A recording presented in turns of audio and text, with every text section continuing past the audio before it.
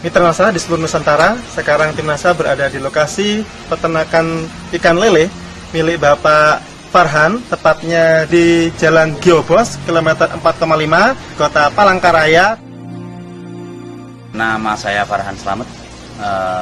Saya adalah termasuk pembudidaya atau peternak ikan lele yang ada di Kota Palangkaraya, di mana kita menggunakan media tanah, di mana kita secangkul di Kota Palangkaraya sudah ketemu air.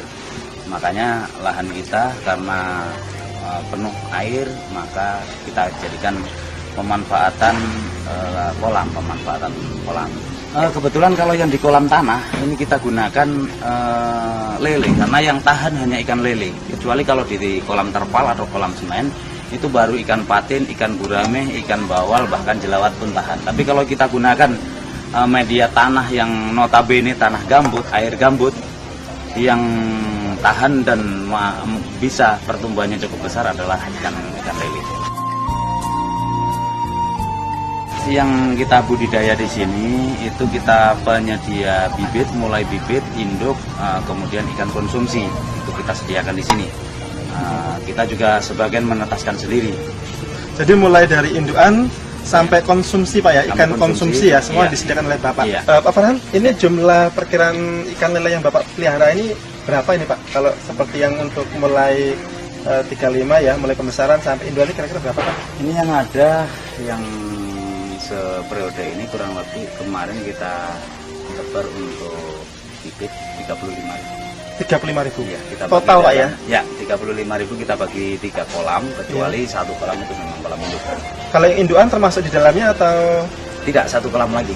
Itu berapa itu Pak? Kolam. Indukannya itu berapa kira-kira? Kalau indukan saya itu kurang lebih sekitar 300 ekor. 300 ekor berarti kurang lebih antara sekitar 150 pasang.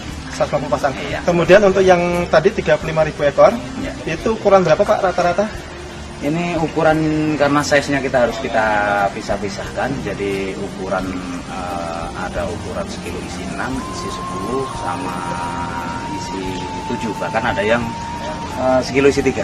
Bapak menjualnya tergantung permintaan konsumen ya Pak ya? Nah, kebetulan pasar kita permintaannya relatif variatif. Jadi ada yang sekilo, kalau perlu di atas 1 kilo seekor. Nah kemudian ada yang sekilo isi 6, sekilo isi 7, kemudian sekilo isi 12. Itu yang permintaan di pasar. Mulai anak lele sampai untuk indukan itu bagaimana Pak manfaat yang sudah Bapak terima? Pertama yang perlu kita perhatikan keadaan kolam kita. Kalau kolam kita sudah warnanya hijau, kita lihat binatangnya juga cukup banyak, kita rasanya tidak perlu pakai ton. Tapi kalau kolam itu masih kolam baru, kemudian renik atau binatang-binatangnya di situ belum ada, itu memang kita sarankan pakai ton. Nah, yang paling bagus itu untuk bibit, karena kebanyakan bibit yang di sini itu masih kan didatangkan dari luar Kota Palangkaraya. Walaupun kita sendiri juga sudah menetaskan, itu yang bagus digunakan itu POC NASA. Ini POC NASA ini kita gunakan ketika kita mau mengisi kolam. Seketika kita baru mengisi kolam, air kita campurkan dengan POC NASA ini.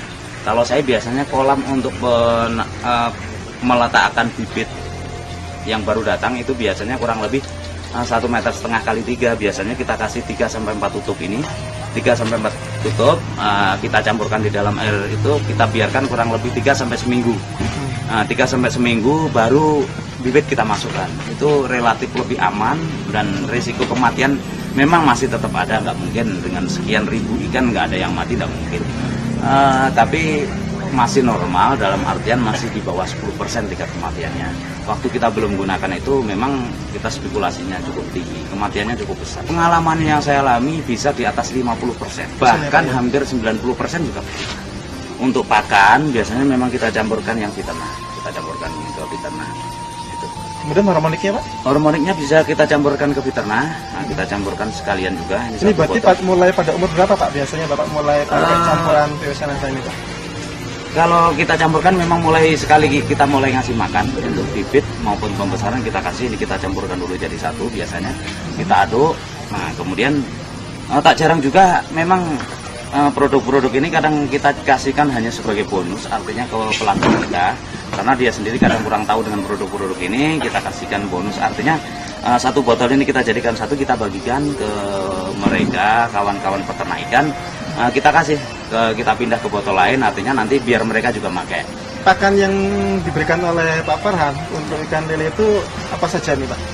Untuk pakan lele memang selain kita gunakan pakan pabrik yang sudah kita kasih tambahan, saya anggap ini vitamin lah atau suplemen ya, artinya vitamin atau suplemen atau makanan tambahan, kita campurkan di pakan pabrik. Nah, kita campur pakan pabrik, selain itu kita memang kita buat sendiri, itu dari bahan baku makan ringan atau jenis roti, kacang-kacangan yang memang sudah masih bagus, tapi belum jamur atau belum rusak. Nah, itu kita gunakan. Biasanya kita campuri sama ini, kita campuri Piterna sama Harmonic, kita campurkan, kemudian kita giling jadikan satu. Kita giling dengan menggunakan mesin biasa aja, mesin kecil aja kita gunakan. Kalau orang sini sih nyebutnya kayak mesin cas itu. Kemudian pencetak pakannya itu kita gunakan dengan gilingan lombok. Gilingan lombok, iya. Jadi untuk produk rasa ini dicampur pada saat pembuatan pakan yang campuran dari roti dan lain-lain sebagainya, atau pada saat atau juga bisa jadi digabungkan pada saat pemberian pelet, Pak? Biasanya kita gunakan untuk lebih mudah itu kita gunakan waktu kita pembuatan pakan. Memang pertumbuhannya cukup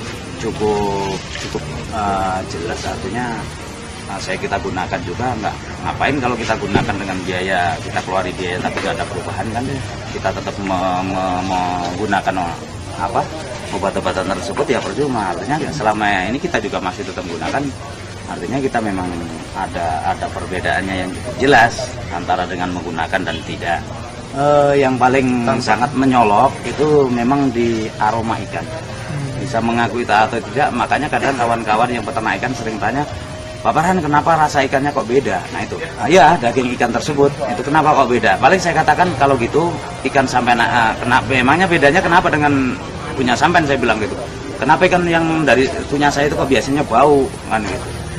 Paling kadang saya jawab dengan humor, ya kalau gitu bawa aja ikan sampean ke tempat saya, ikan saya aja bawa pulang, saya bilang kan gitu.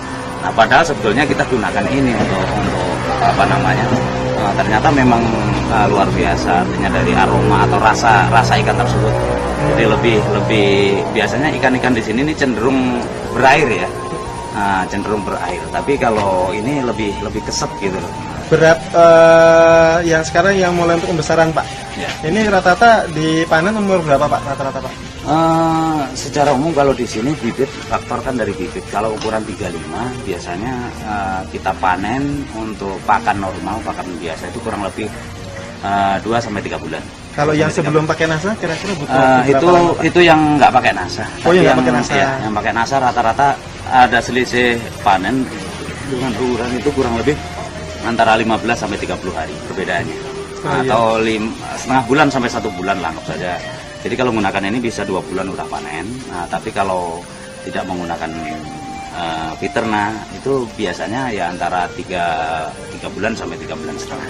Itu kalau yang besaran ya Pak ya? Ya. Kemudian jadi ada terjadi keuntungan lain, manfaat penghematan pakan ya Pak? Iya. Ya. Ya, jadi kalau umpamanya seperti yang sekarang Pak yang pembesaran ini tadi sudah ada yang 2 bulan ya Pak ya? Iya. 2 bulan isi 1 kilogram isi berapa tadi Pak? Isi 6. Isi 6. Ya. Nah selama ini Bapak juga Pak Farhan sudah mengamati yang belum pakai NASA saat 2 bulan itu kira-kira size-nya berapa itu Pak? Biasanya kurang lebih sekitar antara isi 8 sampai 10. Oh, jadi selama 2 bulan itu ada jumlah yang lebih berat lagi Pak ya. Jadi 1 kilogram isi 8 atau isi 10. Jadi per kilo. Jadi hitungannya ikannya masih kecil. Masih kecil. Kecil. Sebelum 2 bulan yang sebelum pakai NASA ya Pak ya? Iya. Baik. Kemudian untuk indukan Pak, untuk indukan sendiri manfaat yang bisa Bapak lihat Pak? Untuk indukan yang saya rasakan sih dengan menggunakan ini, dengan uji coba saya untuk penetasan, untuk tingkat kematangan gonat, artinya kematangan siap dikawinkan, itu relatif lebih cepat. Nah kemudian yang paling menyolok memang tingkat kejadian, tingkat penetasan lah, tingkat tetas. Telur tetasnya tinggi ya? Telur tetasnya tinggi.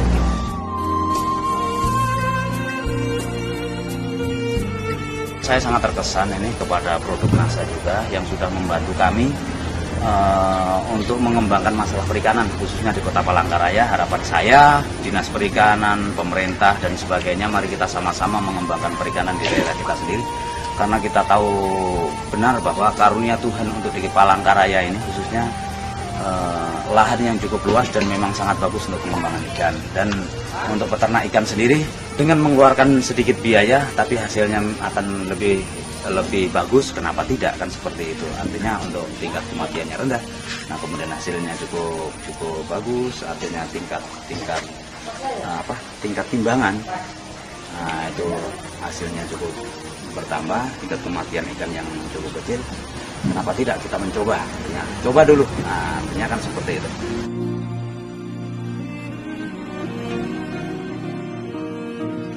Salam NASA.